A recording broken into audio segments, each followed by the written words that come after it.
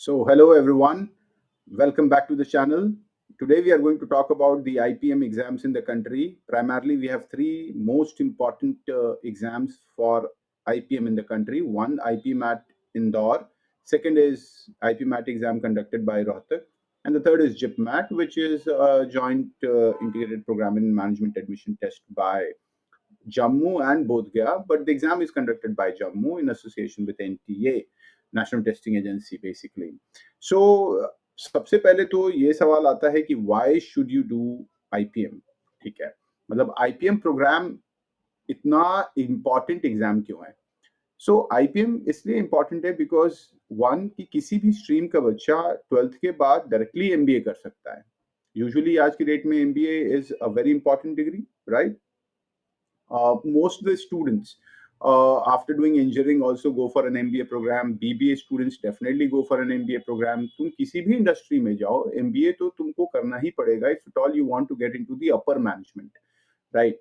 And second, it's a shortcut to good money because the paychecks after taking an MBA program is much higher than any other comparable degree in the country today. So MBA is one short way to make sure that you are finding a good place in the corporate, right? And for that, abhi 10 साल पहले तक people used to do graduation in any stream and then take an exam like CAT, qualify, which is essentially a very difficult exam, or फिर they would go to the IIMs for a 2-year MBA program. Now students have this opportunity to get into an IIM after class 12, do their BBA or a graduation course. It could be BA plus MBA also. Different IIMs have different offerings. But the nomenclature is like 3 year of graduation and 2 year of post graduation, correct? So, and that you can do after qualifying just one exam. So CAT देने से बच जाते हो तुम. Number two, एक बार तुम्हारा admission IPM में हो गया and then you don't want to do MBA from that particular college, तुमको लगता है कि 3 साल का ग्रेजुएशन करके मुझे एग्जिट करना है और मुझे एमबीए बाद में करना है, किसी अच्छे आईएम से करना है या विदेश जाना है, तो भी कर सकते हो, राइट? तुम एग्जिट ले सकते हो 3 साल के बाद, लेकिन ग्रेजुएशन तो एमबीए से हो जाएगा ना तुम्हारा. So these are some benefits after class 12th, getting into an MBA program after class 12th only, integrated MBA program after class 12th. और ऐसा भारत में कुछ बहुत सारे कॉलेजेस अब तो हो गए हैं. 10 साल पहले तक आईपीमैट इंदौर केवल ऑफर करता था, लेकिन अभी इंदौर है, रोहतक है, बोधगया है, रांची है, जम्मू है, अमृतसर ने अभी लॉन्च किया है. सिरमौर तो बीबीए देता है सिर्फ, खैर. और फिर तुम्हारे पास टैपमी है, NICMAR पुणे है, you have Nirma University, NALSAR Hyderabad, many colleges जिसके बारे में अभी हम लोग बातचीत करेंगे. सो ये वीडियो जो है उन बच्चों के लिए है जो class 12th IP mat class 12th में हैं या फिर पास कर चुके हैं. वन. नंबर टू, 20 साल से ऊपर उनकी उम्र नहीं है. नंबर थ्री, वो लोग मैनेजमेंट में अपना करियर बनाना चाहते हैं, राइट? उन लोगों के लिए ये वीडियो है. जो भी बच्चे ये वीडियो देख रहे हैं अंत तक देखिएगा. हो सके तो एक पेन और कॉपी लेके नोट करिएगा, ताकि आपको बहुत ही अच्छी क्लैरिटी आ जाए कि आईपी मैट की प्रिपरेशन कैसे करनी है और डायरेक्टली आईएम्स में 12th के बाद कैसे जाना है, राइट? चलो तो शुरू करते हैं अपन लोग. कुछ इंफॉर्मेशन से सबसे पहले, ये मेरे पास कुछ इंफॉर्मेशन है. और बेसिकली वाई आईपी मैट तो मैंने आईपीएम तो बता ही दिया है मैंने. एलिजिबिलिटी क्राइटेरिया की पहले बात कर लेते हैं. अगर हम लोग आईपी मैट इंदौर की बात करें तो एजुकेशनल क्वालिफिकेशन या फिर एकेडमिक क्वालिफिकेशन ये होना चाहिए कि आपका 24 में या 25 में, आप 24 में पास किए होने चाहिए या 25 में पास करने वाले होने चाहिए. 60% आपका 10th और 12th दोनों में होना चाहिए, सिर्फ 12th में नहीं. 10th में भी 60 होना चाहिए और 12th में भी 60 होना चाहिए. और जनरल ओबीसी और ईडब्ल्यूएस कैटेगरी में अगर SC ST है तो 5% का रिजर्वेशन मिलता है, वहां पे 55% में भी काम हो जाता है. एज लिमिट देख सकते हैं, 20 साल से ज्यादा उम्र नहीं होनी चाहिए. कब होनी चाहिए? जिस साल आप आईपी मैट दे रहे हैं अगस्त 1 को आपको 20 साल से ज्यादा उम्र नहीं होनी चाहिए, राइट? सो अगस्त 1 2005 में, इस साल 2025 आईपी मैट इंदौर जो दे रहे हैं, अगस्त 1 2005 से के बाद ही उनका जन्म होना चाहिए, राइट? बर्थ होना चाहिए. नाउ रिलैक्सेशन 5 साल का होता है SC ST और फिजिकली हैंडीकैप में. अगर हम लोग रोहतक की बात करें, अच्छा बहुत सारे बच्चे बोलते हैं कि सर मेरा मैथ्स 12th में नहीं है तो क्या मैं दे सकता हूँ? बिल्कुल दे सकते हो, it is open to all, right? Now IPM at Rohtak की अगर बात करें, तो फिर से वही है कि 20 साल से ऊपर उम्र नहीं होनी चाहिए, लेकिन वो जून 30 तक ही देखता है। रिमेंबर इंदौर में क्या होता था, अगस्त 1 तक का टाइम मिलता था। यहाँ पे जून 30 तक अगर आपका 20 साल से ऊपर हो गया तो एग्जाम में आप नहीं बैठ सकते हो, राइट? और सेम है फिर 60% 10th में होना चाहिए, 60% 12th में होना चाहिए, ग्रेजुएशन और 12th किसी भी स्ट्रीम में हो चलेगा, राइट? इसी तरह अगर हम लोग जिपमैट को भी देखें, जिपमैट में भी होना चाहिए कि भाई आपने 23 में पास किया हो या 24 में पास किया हो या 25 में पास कर रहे हो। हालाँकि एज लिमिट ऑफ़िशियली ये लोग बताते नहीं हैं। कहते हैं कि कोई एज लिमिट नहीं है, लेकिन फिर भी ये भी लिख देते हैं कि 23, 24 में पास आउट किए हो या फिर 25 में पास कर रहे हो। तो बेसिकली कहने का मतलब उनका वही है, राइट? एंड तो जिपमैट में वही 10th और 12th में 60% एग्रीगेट मार्क्स होना चाहिए। रिमेंबर एग्रीगेट मार्क्स, एग्रीगेट का मतलब बेस्ट 4, बेस्ट 5 नहीं है ये। Total marks obtained, total marks obtained upon total marks mentioned in the marksheet. Total marks क्या है, मैक्सिमम मार्क्स क्या है, इनटू 100, ठीक है? ये एग्रीगेट परसेंटेज निकालते हैं। बेस्ट 4 नहीं निकालने का, बेस्ट 5 नहीं निकालने का, that will not help you, okay? तो ये कुछ एलिजिबिलिटी क्राइटेरिया है इंदौर की, रोहतक की या फिर जिपमैट की, right? IPM. Next exam schedule की बात कर लेते हैं हम लोग और सिलेक्शन प्रोसेस देख लेते हैं। इंदौर की अगर हम लोग बात करेंगे तो फॉर्म उसका ओपन हो चुका है, कल ही ओपन हुआ है इनफैक्ट, फरवरी 14 से मार्च 24 तक, मार्च 27 तक आप इसका फॉर्म भर सकते हो। रोहतक का फरवरी 6 को ओपन हुआ था, अप्रैल 11 तक उसका फॉर्म भर सकते हो आप 2025। एंड जिपमैट का 11 फरवरी को ओपन हुआ है and you can fill the form till March 11 2025, ठीक है? अगर हम लोग एग्जाम डेट की बात करें तो 12th मई को एग्जाम है इंदौर का, 5th मई को एग्जाम है रोहतक का और 26 अप्रैल को एग्जाम है जिपमैट का। यानी कि आपके पास सबसे पहले जो आएगा बोर्ड एग्जाम्स के खत्म होने के तुरंत बाद, वो आएगा आपके पास जिपमैट, उसके 10 दिन बाद आएगा रोहतक और उसके कुछ 1 हफ्ते बाद आएगा इंदौर, राइट? दैट मीन्स आप इन तीनों एग्जाम्स को अगर लेना चाह रहे हो तो तीनों का इंडिपेंडेंट प्रिपरेशन नहीं हो कर सकते आप। अभी आपको तीनों को फोकस करते हुए प्रिपरेशन करना होगा, जो कि बहुत ही आसान है। अभी मैं बताऊंगा, इसके लिए बहुत पैनिक करने की जरूरत नहीं है। बहुत सारे बच्चे अलग-अलग यूट्यूब पे वीडियोस देख करके और पैनिक हो रहे हैं और ये सोच रहे हैं कि भाई मेरा प्रिपरेशन कैसे हो पाएगा, क्योंकि हमने तो कोचिंग करी नहीं है। टेक्निकली देखा जाए तो बहुत ज़्यादा कोचिंग करने की ज़रूरत भी नहीं है, ठीक है? अगर आप अच्छे स्टूडेंट हो तो 1 महीने, डेढ़ महीने का अच्छा क्रैश कोर्स कर लेंगे तो तैयारी की जा सकती है, उसमें कोई बहुत बड़ी बात नहीं है डेफ़िनेटली, मैं बताऊँगा कैसे। चलिए आगे की बात को थोड़ा-सा हम लोग देख लेते हैं। अ, जो नेक्स्ट स्लाइड है, वो है आपका एडमिट कार्ड रिलीज़ का। एडमिट कार्ड रिलीज़ के बारे में बात करना अभी मुझे लगता है कि बेईमानी है, क्योंकि बहुत इम्पोर्टेंट तो डेफ़िनिटली नहीं है, ठीक है? फॉर्म भरिए, तैयारी करना शुरू किए, एडमिट कार्ड जब आने वाला होगा तो आ ही जाएगा, उसके लिए इतना टेंशन लेने की ज़रूरत इस समय तो नहीं है। अब हम लोग इंटरव्यू और सिलेक्शन प्रोसेस की बात कर लेते हैं। स्टेजेस क्या हैं इसमें? इंदौर में you have 2 stages, one is PI, one is written exam and then the PI, right? यानी कि पर्सनल इंटरव्यू। इसी तरह अगर आप देखेंगे रोहतक में, तो आपका रिटन एग्जाम है और फिर आपका पर्सनल इंटरव्यू है। लेकिन जिपमैट में पर्सनल इंटरव्यू नहीं है, सिर्फ written exam. Cut off clear करिए और आपका काम हो गया। You don't have to appear for a personal interview, right? तो ये डिफरेंस है इंदौर, रोहतक में और जिपमैट में, राइट? आगे देख लेते हैं, एग्जाम पैटर्न की थोड़ी सी बात कर लेते हैं। यार मोड ऑफ एग्जाम तीनों के ऑनलाइन है, यानी कि कंप्यूटर बेस्ड टेस्ट है, सीबीटी है, कंप्यूटर बेस्ड टेस्ट है और ड्यूरेशन जो है वो इंदौर का और रोहतक का दोनों का 2 आवर्स का है।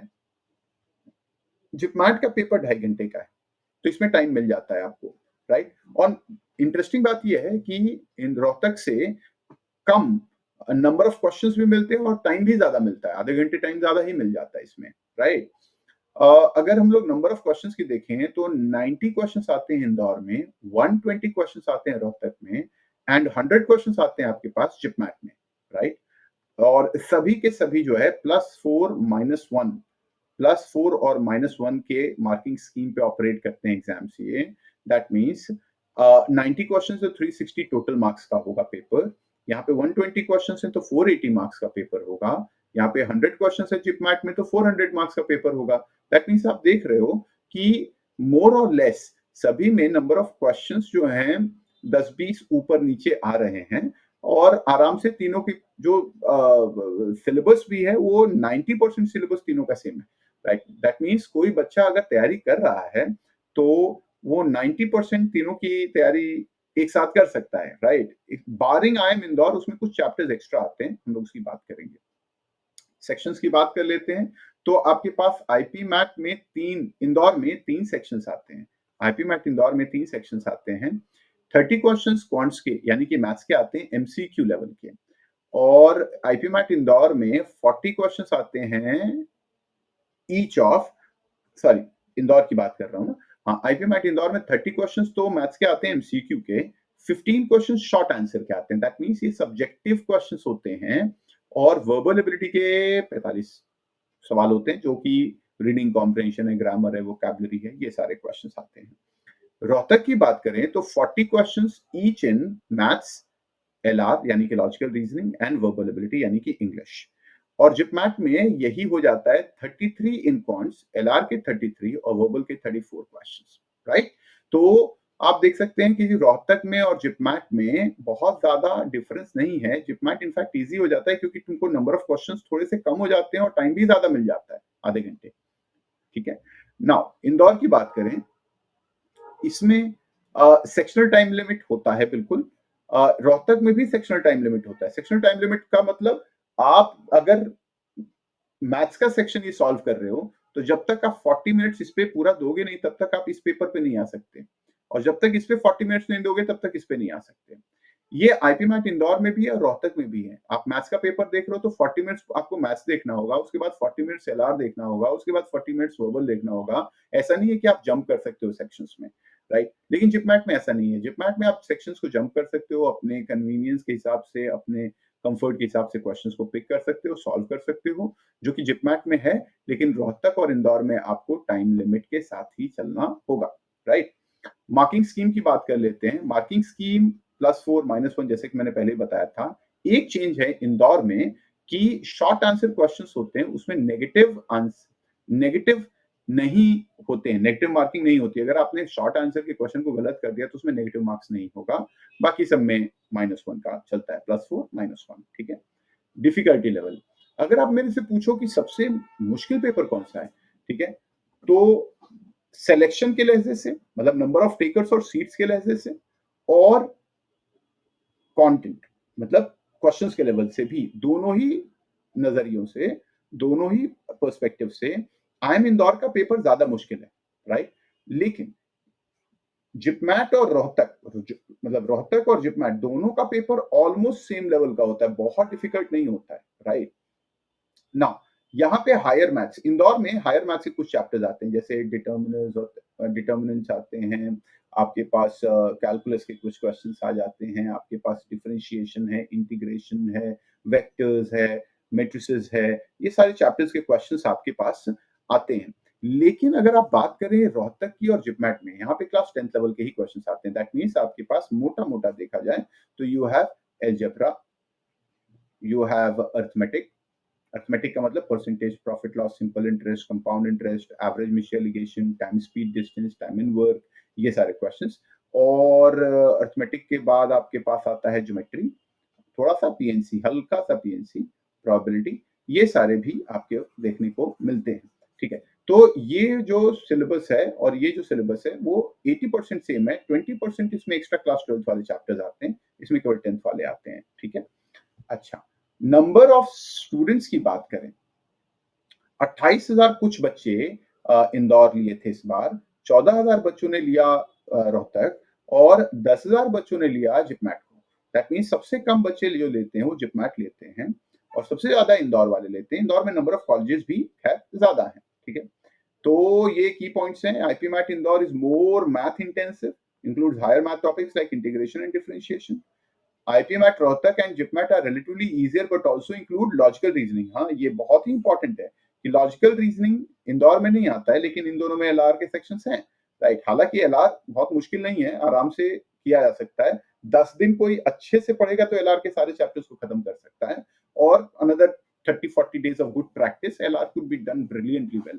LR में कोई प्रॉब्लम नहीं है, ठीक है। Now number of applicants differ influencing the selection ratio, seats versus applicants. तो जैसा कि आप देख रहे हैं, तो ये तीनों अलग अलग नंबर्स हैं यहाँ पे, तो डेफिनेटली इसका फर्क तो आपको देखने को मिलेगा, राइट।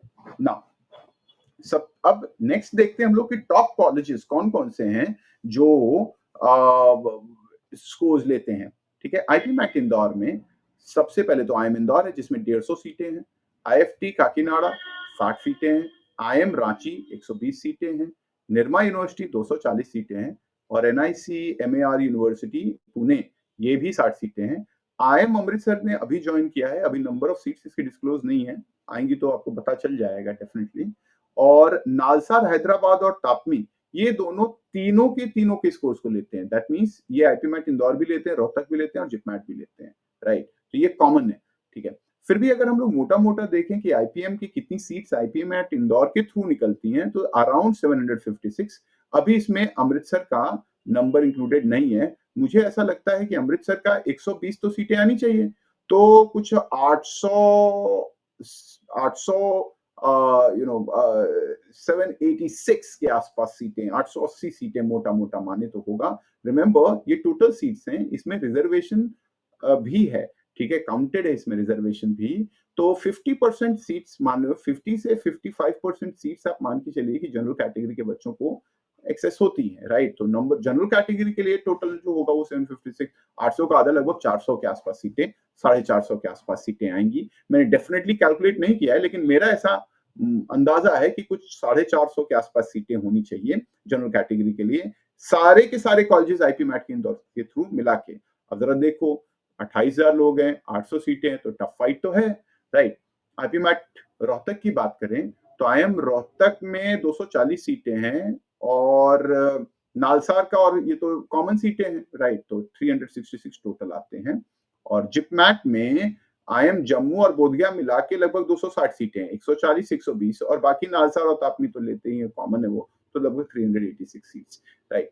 तो ये आपके पास टॉप कॉलेजेस हैं, उनकी सीट्स हैं, और ये आप देख सकते हैं, ठीक है। मैं एक वीडियो बनाऊंगा कट ऑफ पे भी, लेकिन अभी बस आप लोगों को ये मोटी जानकारी देनी थी ताकि आपकी क्लैरिटी हो जाए कि भाई कौन कौन से कॉलेजेस में कितनी सीटें हैं और क्या एग्जाम पैटर्न है, राइट।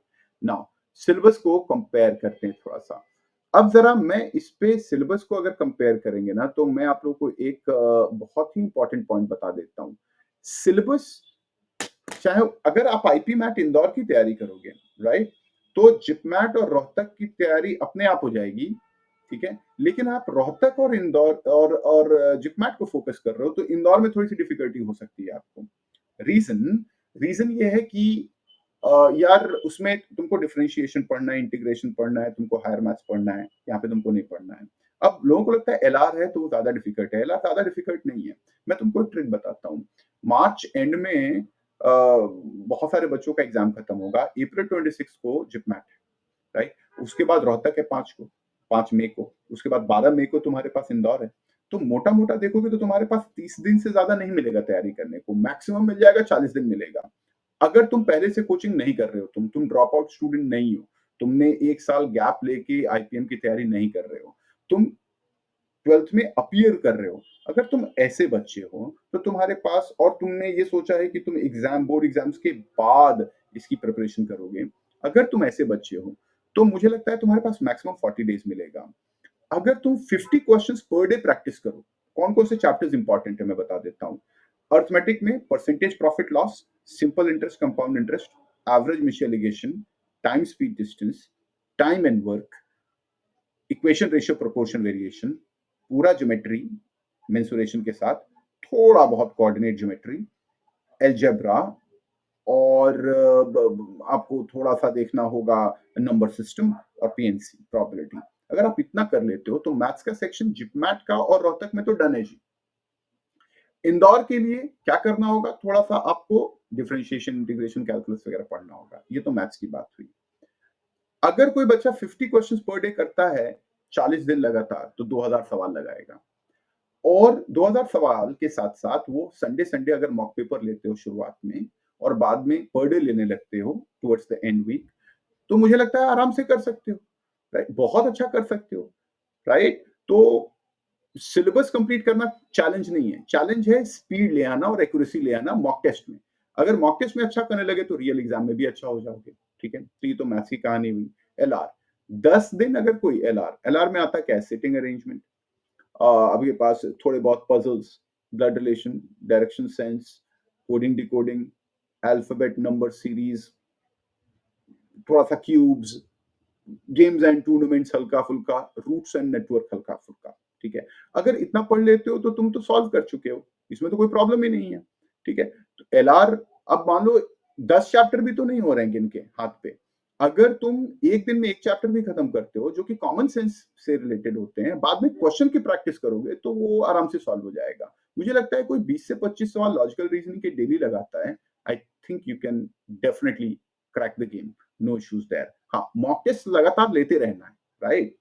थर्ड तुम्हारे पास आता है वीएआरसी। वीएआरसी में सेक्शनल टेस्ट लेना शुरू करो। वीएआरसी में ये मत करो कि मैं जब सिलेबस कंप्लीट कर लूंगा तब टेस्ट लूंगा, नहीं। डे वन से ही, क्योंकि सभी इंग्लिश मीडियम के अधिकतर बच्चे इंग्लिश मीडियम के स्टूडेंट्स होते हैं, इंग्लिश तो आती ही है, रीडिंग कॉम्प्रिहेंशन है, ग्रामर है, वोकैबुलरी है। टेस्ट में एक्यूरेसी बढ़ा लो, ज्यादा से ज्यादा टेस्ट लो, जितना ज्यादा टेस्ट लोगे उतना ही बेहतर होगे तुम, right?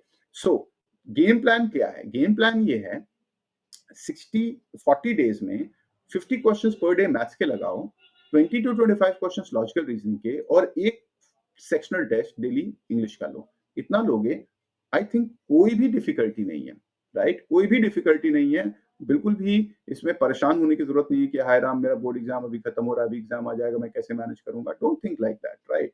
Keep your mind very open and accepting, right? Next जो आपके पास है कि भाई अ, हम लोग कैसे आपकी मदद कर सकते हैं, ठीक है? तो अगर आपको कोई कोचिंग ज्वाइन करनी है तो आप हम लोग की कोचिंग ज्वाइन कर सकते हो, राइट? हम लोग के यहाँ 1 अप्रैल से बहुत सारे बच्चों का exam towards the end of March, आप चाहें तो पहले भी ज्वाइन कर सकते हो। 1 अप्रैल से हमारे यहाँ क्रैश कोर्स शुरू हो रहा है। 4 घंटे पर डे पढ़ाएंगे, 6 दिन तक लगातार।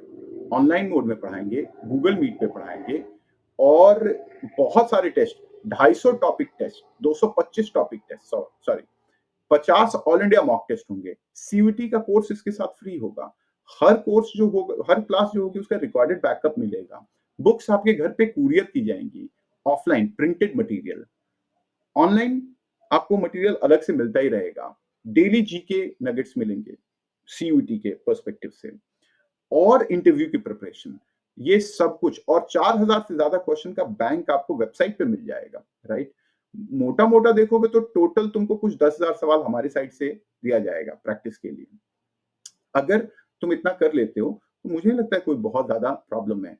हाँ, बहुत सारे बच्चों का ये होता है कि कैसे पता चलेगा, कोर्स कैसे ज्वाइन करना है। www.fundamakers.com पे जाओ, और www.fundamakers.com पे जा करके आप आईपी मैट के सेक्शन में जाओ और हमें ज्वाइन करो, कोई टेंशन नहीं है, राइट? आपको आपको कोई भी प्रॉब्लम है तो आप नीचे दिए गए डिस्क्रिप्शन में जो मोबाइल नंबर है उससे फोन करिए। आपको अगर किसी भी तरीके कोई प्रॉब्लम है आईपी मैट को लेके, उसकी तैयारी को लेके, तो will try to get it solved, right? That is all for the day. Thank you so much. Subscribe कर लीजिएगा वीडियो को, अच्छा लगे तो दोस्तों के साथ शेयर कीजिएगा। मैंने कोशिश करा है कि इसमें सब कुछ आपको बताया जाए आईपी मैट के बारे में। बाकी और कोई सवाल हो तो कमेंट बॉक्स में छोड़िए, मैं कोशिश करूंगा उसका जवाब देने का, right? Thank you so much. God bless you. See you some other day on the same channel. Till then, namaskar. Bye. Take care.